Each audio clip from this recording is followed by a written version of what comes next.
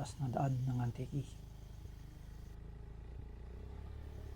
Nakita at napuntahan mo na ba ito, ang Padlusan Viewpoint?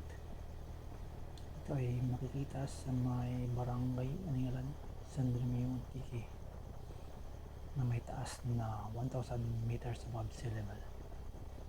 Open road ito na may magandang landscape, aerial view ng Antique.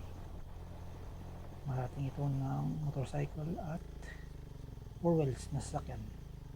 Mga nasa 20 minutes na travel time mula sa bayan ng San Remigio. At puro ito paakyat ang daan. May mga barangay na madaanan bago mo ito marating. So makikita mo yung Sibalom River, yung Municipality of Sibalom, at saka yung San Jose. So galing tayo doon sa may San Remigio. So malapit na lang tayo doon sa may Aningalan.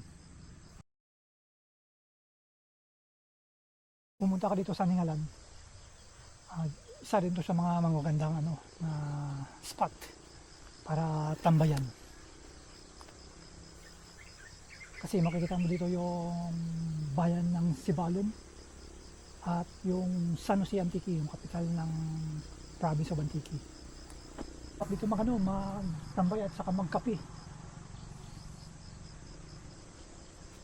So may malawak dito na landscape ng Antique.